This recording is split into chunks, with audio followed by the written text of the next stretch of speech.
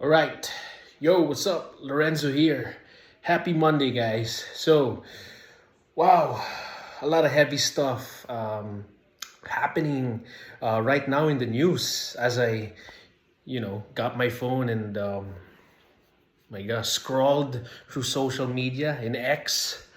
My goodness, and the stuff that's happening in Mexico.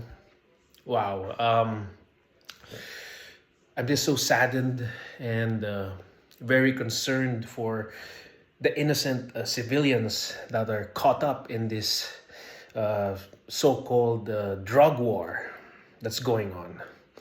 It's kind of turning into a civil war with all the chaos and all the destruction that's been going on, or actually going on right now to this at this very moment. So I um, I pray for Mexico, for the innocent people that will or might and hopefully not be compromised and affected by gunfire and violence, and who knows what other worst um, hellish situation they might endure later on. Or well, I hope not. I hope that it doesn't reach to that point. I hope it doesn't reach to um, you know like what they did in the Vikings, the raiding and pillaging and tortures and killings. And I hope it doesn't reach. I hope it doesn't look like the Spanish Inquisition or the Crusades. I hope it does. I hope it does. It does not become such a bloodbath. So, yeah, that's it. Praying for the people there, and if you're there, keep safe. Hold on tight. God is with you. All right. Yeah, I just wanted to share films that I watched. Interesting films that I've seen yesterday or the weekend. All right.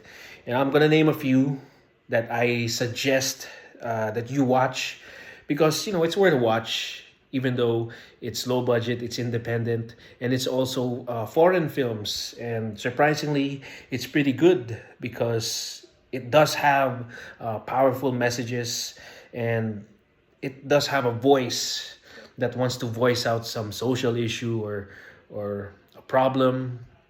It's good, and it's also well made. So here are the films that I saw. Okay, one that I saw was, I think, this Iranian film. It was just an accident. All right, that's interesting. It's kind of like a kidnapping plot, but I don't want to spoil you guys.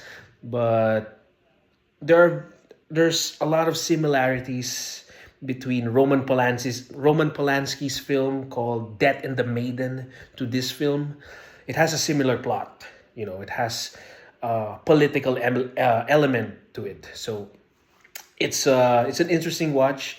It's a bit slow, but it's okay because the actor is good. You can look at him on screen for so long. I forgot what his name is, but he performed very well. Bravo! So even the directing was good.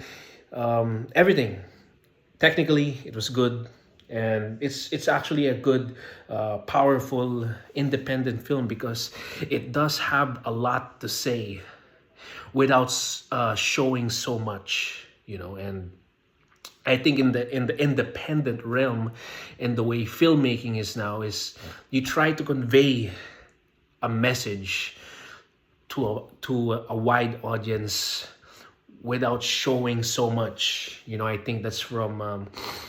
I remember this was from a Shakespeare play by. I think it was in Hamlet. I don't know if it was Claudius or Horatio that said, like, brevity is the soul of wit.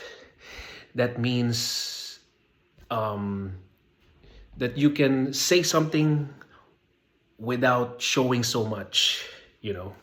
So you can express something that is big without showing so much. So that's what it means, and that's what this film is.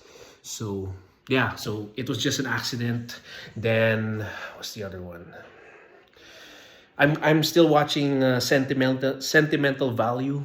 All right, I think it's by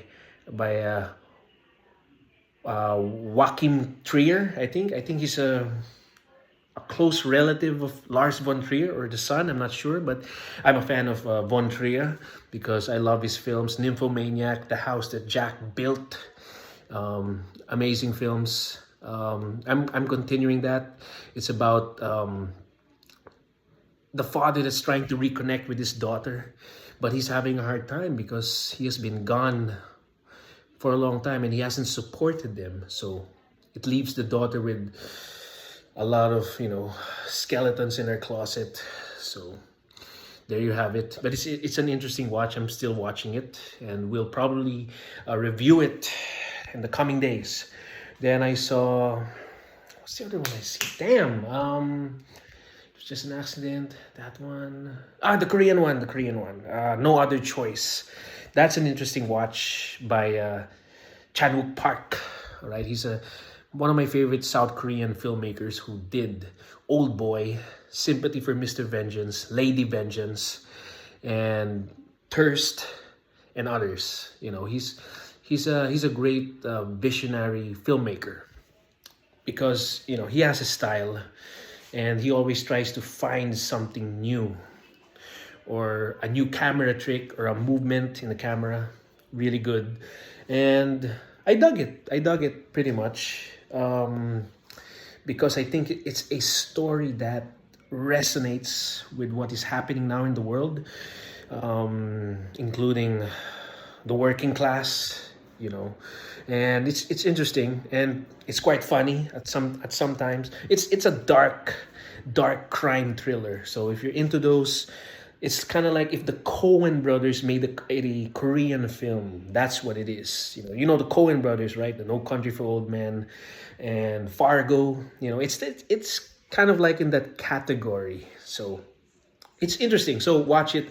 No Other Choice. It was just an accident. Sentimental Value. And what's the other one I saw? Oh man, slipped my mind, but I will get back to you if I do remember. So yeah, that's it, folks. That's it for today's sharing, and my prayers go to everybody in Mexico, the civilians, the innocents. God bless you, and that's it, guys. Have a good afternoon. Work out, eat well, pray to the Almighty, and hope for a better future. All right. Ciao, guys. Cheers.